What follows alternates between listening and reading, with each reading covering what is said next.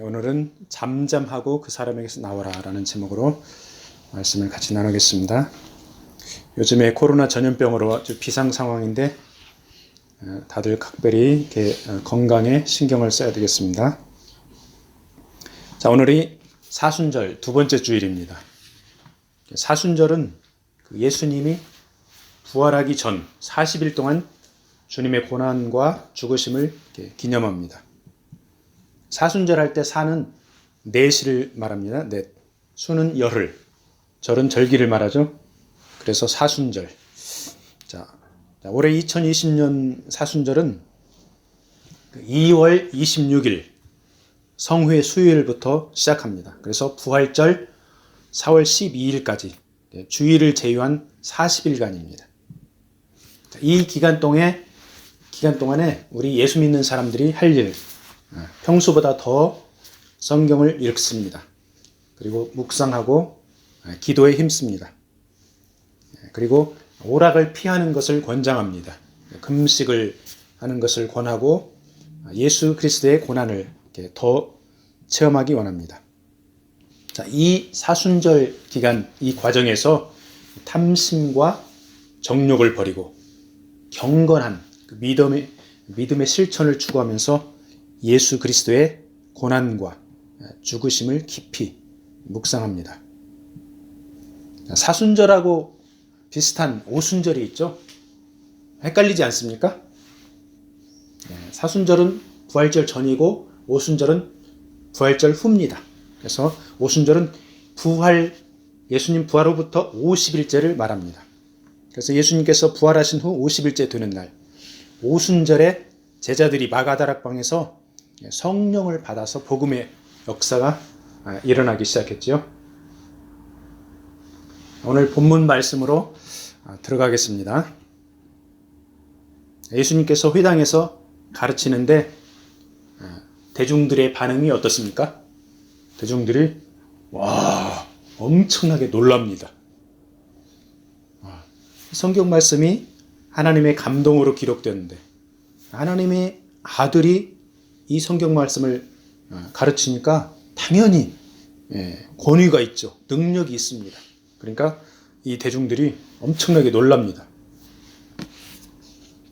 자, 오늘날 우리들도 성경 말씀을 매일 읽기도 하고 묵상도 하고 암송도 합니다. 그런데 우리가 이 말씀을 개인적으로 적용할 때 성경의 저자인 성령 하나님께 우리가 물어보아야 되죠. 성령 하나님께 물어보면은 성령께서 우리 각자의 상황에 맞게 최선의 길로 말씀으로 인도를 해 주십니다. 예수님께서 회당에서 가르치실 때 이제 그 예수님에 관한 소문이 불길처럼 쫙 퍼집니다. 그래서 다양한 계층의 사람들이 회당에 몰려듭니다. 예수님의 가르침에 귀를 기울입니다. 자, 거기에 어떤 사람이 왔을까요? 바리새인 서기관들, 종교인들이 왔겠죠. 그다음에 평범한 일반 군중들이 왔겠죠. 그리고 치유받기를 위해서 환자들이 왔었을 것입니다. 자, 예수님께서 열심히 가르치고 있는데 갑자기 누가 큰 소리를 칩니다. 엄청나게 큰 소리를 칩니다.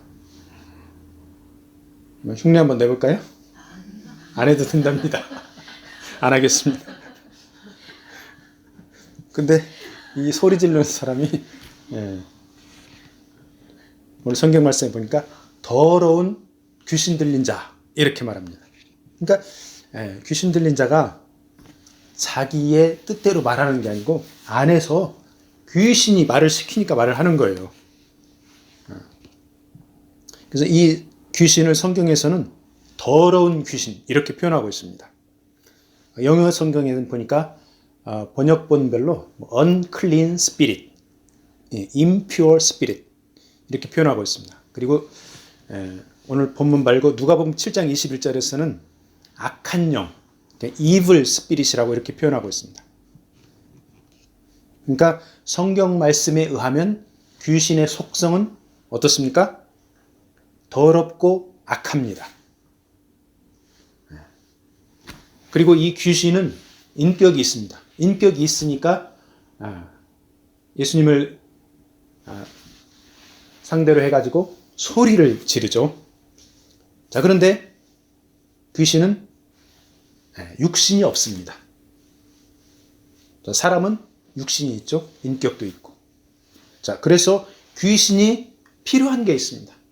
숙주를 삼아야 될 그런 몸뚱이가 필요합니다. 그래서 귀신들은 자기가 살만한 그 숙주를 찾는데 아무나 못 찾아가고 만만한 육체를 찾아갑니다. 바이러스도 만만한 상대를 찾아가요. 귀신도 만만한 육체를 찾아갑니다. 그래서 우리는 그 귀신이 거하는 그 만만한 그 숙주, 그런 사람들을 미친 사람이라고 이렇게 흔히들 말하죠. 근데 미친 사람이 다 귀신 들린 건 아니에요.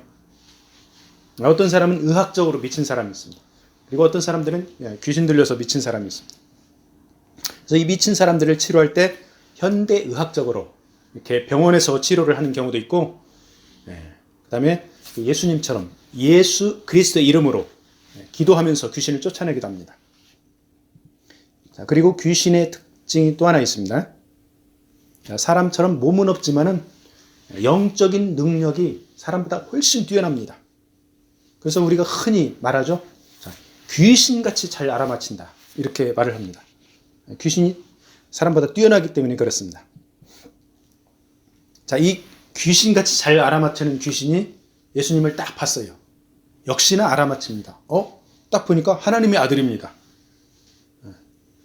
자, 예수님이 등장을 했는데 구약 성경에 정통한 서기관들, 바리새인들, 이 사람들 예수님 못 알아봅니다. 그런데 귀신은 딱 한 번 보고 단번에 알아맞추고 반응을 합니다. 부들부들 떨기 시작하죠. 귀신은 사탄의 쫄개입니다. 그래서 이 땅에서 제한적으로 활개를 치고 다니는데 심판날에 예수님께서 귀신을 심판할 것 다 알고 있습니다. 그런데 그 심판주인 예수님께서 심판날에 와야 되는데 벌써 사람의 몸을 입고 찾아왔어요. 눈앞에 귀신 앞에 있습니다. 얼마나 무섭겠어요. 귀신 입장에서 보면. 그래서 놀래가지고 예수님 앞에 큰 소리로 소리 지르면서 물어보죠. 나사렛 예수요. 이거 지금 양반적으로 표현하는데 소리 지르면서 우리가 당신과 무슨 상관이 있습니까? 우리를 멸하러 왔습니까? 나는 당신이 누구인 줄 아노니 당신은 하나님의 거룩한 자입니다. 그러니까 예수님 당신이 하나님의 아들인 줄 알겠는데 아직 우리가 심판받을 때가 안 됐어요. 예수님. 근데 왜 벌써 오셨습니까? 설마 지금 이 시간에 우리를 심판할 것입니까? 자, 이런 뉘앙스로 예수님께 소리 지르고 있는 것이죠. 예수님께서는 그 귀신을 향해서 잠잠하고 그 사람에게서 나와라. 이렇게 딱 명령하십니다. 근데 귀신은 예수님 앞에 덜덜덜 떨면서도 그렇게 무서운 예수님 앞인데도 그냥 안 나가요. 어떻게 나갑니까? 그 귀신 들린 사람 쓰러뜨리고 나갑니다. 그래서 기도하면서 치료할 때 귀신 들린 사람을 치료할 때 보통 이 귀신 들린 사람이 쓰러지거나 정신을 잃거나 그러죠. 그러고 귀신이 나갑니다. 자, 그 사람은 영과 혼과 육신이 귀신의 지배를 받고 있던 상태에서 이제 완전한 자유의 상태가 되었습니다. 자, 우리 인간이 귀신과 싸워서 이길 수 있을까요? 없을까요? 우리 인간의 힘만으로는 이길 수가 없습니다. 그래서 우리는 예수님의 힘을 빌려서 이깁니다. 기도할 때 예수 그리스도의 이름으로 물러날지어다 이렇게 기도하죠. 예수 그리스도의 보혈의 능력으로 물러나라 이렇게 기도를 합니다. 저도 옛날에 중학교 때 40년 전에 기도원에서 이제 기도로 병을 고친 적이 있습니다. 결핵성 관절염으로 1년 넘게 고생하다가 하나님의 은혜로 치유를 받았습니다. 기도원에 많은 사람들이 옵니다. 환자들이 많이 오는데 어떤 사람은 와서 치유를 받습니다. 어떤 사람은 치료를 받지 못하고 그냥 돌아갑니다. 그리고 어떤 사람은 귀신에 들리는 사람도 있습니다. 자, 믿음이 약한 사람이 산속에 한밤중에 기도하러 가서 무서워서 떨다가 귀신에 들리는 경우도 있습니다. 그래서 내가 믿음이 약하다고 생각되면 이렇게 무모한 기도하면 힘듭니다. 그래서 내 믿음이 약하다. 그러면은 내가 혼자 기도하지 말고 옆에 이제 누구랑 같이 기도하고, 그리고 내가 믿음이 약하다고 생각되면은 내가 해결할 수 없는 일, 혼자 해결하려 들지 말고 믿음이 굳센 가족, 믿음이 굳센 교회의 리더, 이런 분들의 도움을 받아서, 그래서 합심해서 예수 그리스도 안에서 해결함을 받아야 되겠죠. 자, 혼자 산속에서 기도하다가 귀신 들릴 수 있듯이 내가 해결하기 힘든 일을 혼자서 해결하다가 잘 안 되면은 더 낙심할 수가 있습니다. 더 좌절할 수도 있죠. 그때 낙심하고 좌절할 때 우리의 마음을 더러운 영, 악한 영이 침투해서 더 괴로운 상황, 더 힘든 상황에 처해질 수가 있습니다. 참으로 감사하게도 예수 그리스도를 구주로 영접한 사람들은 우리 안에 성령께서 계십니다. 그래서 우리 몸이 하나님의 성령이 거하시는 성전이라고 성경은 말씀하고 있습니다. 그래서 귀신이 와서 혼적인 부분, 그러니까 혼적인 부분이라는 것은 지성, 감성, 의지를 말합니다. 지성, 감성, 의지에 영향을 미칠 때 우리는 예수 이름으로 귀신이 주는 더러운 생각, 악한 생각을 물리칠 수가 있는 것입니다. 우리가 이렇게 하루하루를 살아갈 때 어떤 때는 하나님께 감사하고 즐겁고 행복하게 기쁘게 살아갑니다. 그렇지만 어떤 때는 건전하지 못한 생각이 머릿속에 들어옵니다. 더럽고 악한 생각이 머릿속에 파고들 때가 있습니다. 그럴 때 바로 예수 이름으로 그런 것들을 쫓아내고 예수 그리스도 이름으로 극복해야 되겠습니다. 자, 귀신 들린 사람이 정상으로 치유를 받았습니다. 주변에 있던 청중들이 더 놀랍니다. 예수님의 명령에 권위와 능력이 있다고 그들이 말합니다. 자, 하나님 아버지께서 주신 권위가 있고 성령의 능력을 힘입은 것입니다. 자, 권위, authority. 권위가 어디에서 나옵니까? 권위는 순종에서 나옵니다. 예수님은 하나님 아버지께 철저히 순종했기 때문에 그 하나님의 권위를 받은 것입니다. 자, 마찬가지로 우리도 예수님의 권위를 위임받기 원한다면 예수님께 순종해야 합니다. 자, 예수 그리스도의 가르침에 순종하지 않고 내가 정한 기준대로 신앙생활하면 절대로 예수님의 권위를 위임받을 수가 없습니다. 흔히 말하는 전통적인 권위주의, 그리고 예수 그리스도의 권위는 차원이 다릅니다. 예수님의 권위는 하나님께로부터 나오고 교회 리더의 권위는 예수님께 순종함으로 나옵니다.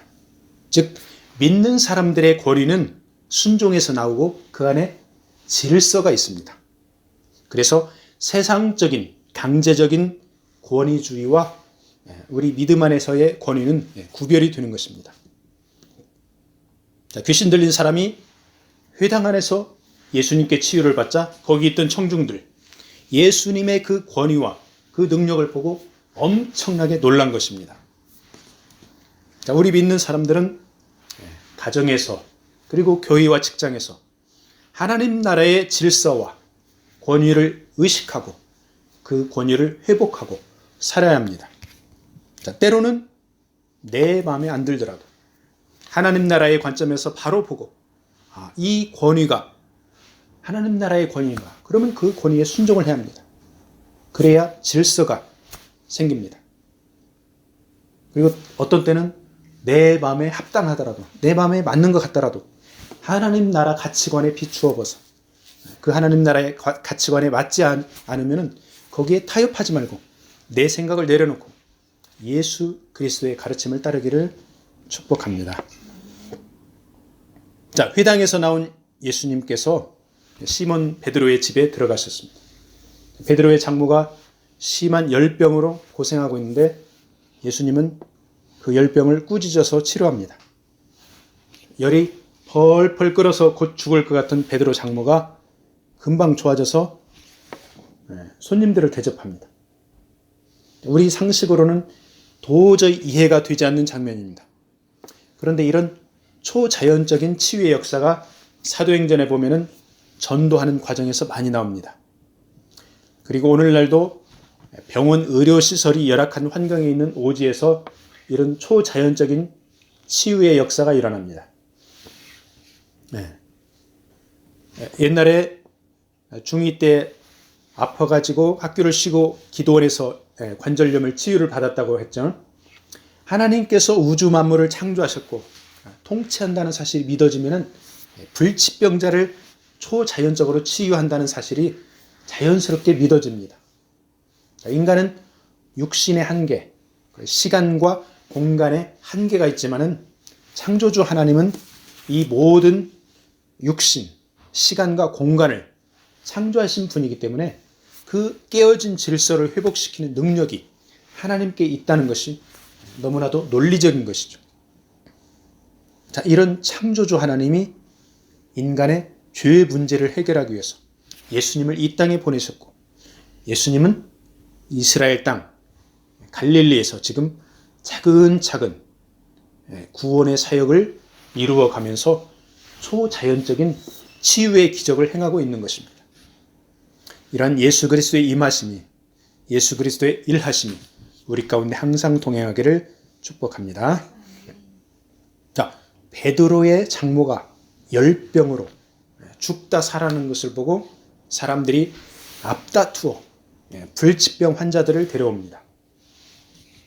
예수님은 베드로 장모를 말씀 한마디로 고치셨는데 이번에는 환자들에게 일일이 손을 얹어 치유를 하십니다. 우리가 흔히 안수 기도로 환자들을 치유한다 이렇게 이야기를 하죠. 그러면은 믿는 사람들이 병이 들었을 때 병원에를 먼저 가야 하나요? 기도를 먼저 해야 하나요? 고민하는 사람들이 있습니다. 고민할 거 하나도 없습니다. 현대의학도 하나님이 주신 선물입니다. 초자연적인 치유도 하나님이 역사하십니다. 주변에 의료시설이 있는 선진국 환경이면 병원을 이용하면서 속히 치유해달라고 기도하면 됩니다. 병원이 멀리 떨어져 있는 산속, 정글 오지, 그런 데서는 하나님의 치유를 구하면서 간절히 기도하면 됩니다. 예수님께서 안수로 환자를 치유했듯이 요즘에도 치유 사역자들이 안수를 하는 집회가 있습니다. 자, 그런 집회에 가서 안수를 받아야 됩니까? 하나님께서 인도했다고 확신이 들면 가서 받으면 됩니다. 안수를 받으면 질병도 치유가 되고 성령의 은사를 받을 수가 있습니다.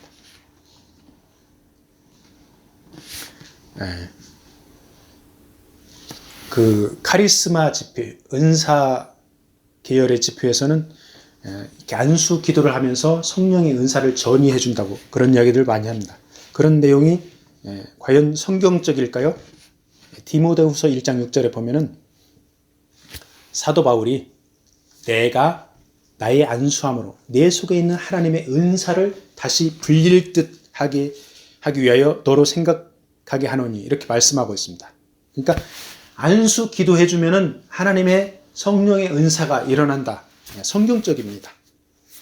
그리고 디모데전서 4장 14절에 사도 바울이 디모데에게 네 속에 있는 은사, 곧 장로의 회에서 안수 받을 때에 예언을 통하여 받은 것을 가볍게 여기지 말며 이렇게 말씀하고 있습니다. 그러니까 안수 받을 때 예언을 통하여 받은 것을 가볍게 여기지 말며, 그러니까 주의 종에게 안수를 받아서 성령의 은사가 전이된다. 이 말씀이 성경적입니다. 이 토론토에 그 공항교회라고 하는 유명한 교회가 있습니다. 성령의 은사를 전이받으려고 전 세계에서 목회자들이 몰려들었었습니다. 한국의 목사님들도 옛날에 이 공항교회에 엄청나게 많이 왔습니다. 그런데 이 공항교회에서 이상한 현상들이 일어난다고 이단 시비에 휘말렸습니다. 거기 이단이다 가지 마라 이런 말이 나왔습니다. 그래서 성경에서는 디모데전서 5장 22절에 아무에게나 경솔히 안수하지 말고 이렇게 말씀하고 있습니다. 자, 마술사 시몬처럼 인간적인 욕심으로 성령 받기를 원하면 안수해 주지 말라 이 말씀이죠. 반대로 안수를 해주는 사람이 정결하지 못한 사람입니다. 은사를 전이해 주면서 자신의 더러움까지 전이해 줄 수 있는 위험성이 있습니다.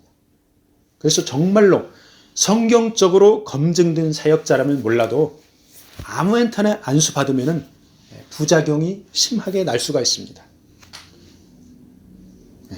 사역자들에게 엄청나게 큰 시험 중에 하나가 바로 개인적인 야망입니다.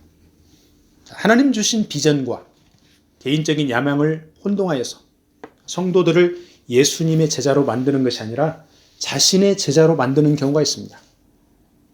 이런 사역자들은 하나님의 심판을 피할 길이 없습니다.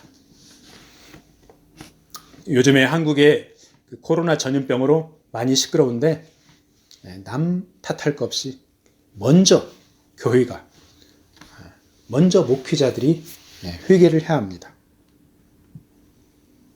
자, 예수님께서 안수를 하자 많은 환자들이 치유를 받습니다. 어떤 귀신들은 쫓겨나면서 예수님을 귀신같이 알아보고 당신은 하나님의 아들입니다 소리 지릅니다. 그런데 예수님은 그 귀신들을 말하지 말라, 잠잠하라 이렇게 꾸짖으십니다. 왜 말하지 말라?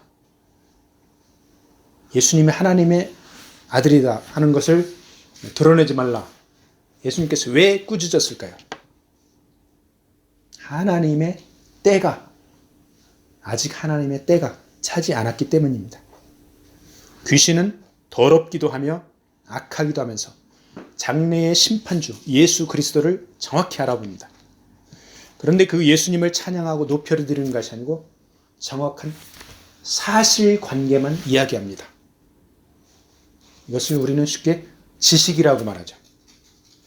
하나님께서는 이사야서 43장 21절에서 이 백성은 내가 나를 위하여 지었나니 나의 찬송을 부르게 하려 함이니라 이렇게 말씀하고 있습니다.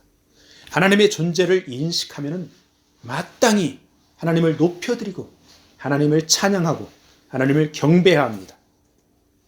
자, 그런데 귀신은 예수님이 하나님의 아들이라는 사실을 말로만 말하지 예수님을 찬양하지 않습니다. 예수님께 쫓겨나 도망쳐버립니다.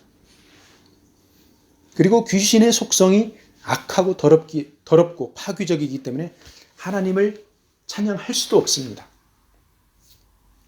근데 이 귀신과 반대로 인간은 하나님을 찬양할 수가 있습니다. 얼마나 감사합니까? 하나님을 찬양할 수가 있는데 어떤 사람들은 찬양하지만 어떤 사람은 찬양하지 않습니다. 하나님을 떠나 제멋대로 살아갑니다. 하나님은 강제적으로 찬양을 강요하지 않습니다. 인간의 자유의지로 기쁨과 감사에서 우러나는 그런 찬양받기를 원하십니다. 귀신에게 정확한 지식이 있다면 인간에게는 하나님의 형상을 닮은 소중한 성품이 있습니다. 그것은 바로 이웃을 사랑하고 하나님을 사랑하는 사랑의 마음, 이 사랑의 속성이 있다는 것입니다. 그래서 우리가 하나님의 말씀을 배우고 은사를 구할 때 철저하게 사랑에 기초해야 합니다. 자, 우리 각자의 존재는 이 세상에서 오직 하나밖에 없습니다. 나라는 존재, 자나라는 존재, 사라라는 존재, 이 세상에 하나밖에 없습니다. 그래서 우리 각자는 어떻게 보면 이 세상에서 가장 소중한 존재들입니다. 이 소중한 각자 자기 자신을 사랑해야 합니다. 그리고 내가 나를 사랑하는 그만큼 내 옆에 있는 존재도 소중하니까 내 옆에 있는 존재도 예수님이 뭐라고 했습니까? 내 몸과 같이 내 이웃을 사랑하라 이렇게 말씀했죠. 그래서 이웃들에게도 하나님의 사랑을 나누어 주어야 하겠습니다. 자, 예수님께서 환자들을 치유하고 가르치느라 엄청 피곤한데 아침에 일찍 일어납니다. 그리고 조용한 곳으로 갑니다. 왜 조용한 곳으로 갔습니까? 기도하는 시간을 가지려고 조용한 곳으로 갑니다. 하나님의 아들도 기도하는데 우리같이 평범한 사람, 기도하기를 게을리하며 살아간다면 하나님과의 온전한 관계를 유지할 수가 없습니다. 시간을 정해놓고 때로는 자가 격리한 상태로 기도하는 습관을 가지는 것이 매우 중요합니다. 우리 크리스찬들은 자가 격리하면서 코로나 바이러스 가운데서 기도하는 그런 사람들이 굉장히 많아질 것입니다. 평소에 길 가다가 생활하면서 마음속으로 이렇게 축복을 해주는 것도 굉장히 중요합니다. 지나가다가 예배당이 보이면은 하나님 저 교회를 예수 그리스도의 이름으로 축복합니다 하면서 기도를 하면서 지나갑니다. 옆에 있는 이웃이 잘해주면 축복 기도해주고 옆에 있는 이웃이 속상하게 하면 더 축복해주고 자꾸 축복해주고 기도를 해줘야 합니다. 그리고 이 시대를 잘 분별하게 해달라고 하나님께 자꾸 물어봐야 합니다. 한국의 상황 그리고 토론토의 현실, 우리가 살고 있는 이 시대를 파악하고 하나님 주시는 통찰력을 갖게 해달라고 기도하는 마음으로 살아가기를 축복합니다. 자, 예수님께서 가르치고 환자들을 치유하자 그 동네 사람들이 예수님을 붙들고 자기 동네에 계시라고 하면서 놓아주질 않으려고 합니다. 근데 예수님은 하나님 나라 복음을 다른 동네도 전하기 위해서 보내심을 받았다 하면서 그들의 제안을 단호하게 거절합니다. 그리고 여러 회당에서 계속 하나님 말씀을 가르치면서 전도하십니다. 우리가 살다 보면은 나를 인정해주고 나를 필요로 하는 곳에서 안주하려는 경향이 있습니다. 그런데 하나님의 섭리가 있으면 환경의 변화가 필요합니다. 예수님께서 다른 동네에도 복음을 전해야 한다고 그 동네를 단호하게 나와서 갈릴리 여러 회당에서 전도한 것처럼 우리 각자에게 주시는 하나님의 미션이 있으면 그 인도하심에 순종해야 한다는 것입니다. 하나님의 인도하심에 감사와 기쁨으로 순종할 때 진정한 평강이 임할 줄로 믿습니다. 오늘 말씀을 마무리하겠습니다. 자, 오늘 예수님이 갈릴리 지역 사역에 대해서 함께 말씀을 나누었습니다. 이 예수님 오늘 또 살아계셔서 우리 삶을 인도하고 역사하십니다. 예수 그리스도, 이 예수님을 역사의 인물로 그저 지식적으로 머릿속 한쪽에 담고 있으면 그것은 지식의 한 조각에 불과합니다. 귀신이 알고 하나님의 아들로 인정하지만은 귀신은 찬양도 하지 않고 높여드리지도 않는 그런 지식, 귀신이 알고 있는 지식, 우리가 예수님을 대하는 지식 당연히 달라야 되겠죠. 우리는 예수 그리스도를 알고 마음에 영접하고 예수님께 물어가면서 그야말로 주님과 동행하는 그런 신나고 다이나믹하고 감사가 넘치는 신앙생활을 해야 되겠습니다. 예수님은 자신의 사역의 때를 정확히 인식을 했습니다. 하나님의 아들이라고 소리치는 귀신을 제어하셨습니다. 이 동네 저 동네 부지런히 다니면서 하나님 나라의 복음을 전하셨습니다. 하나님의 때, 그 고난의 십자가의 때가 차기까지 복음 전하고 기도하고 치유하는 사역을 계속하셨습니다. 요즘 우리 각자에게 주시는 하나님의 미션은 과연 무엇일까요?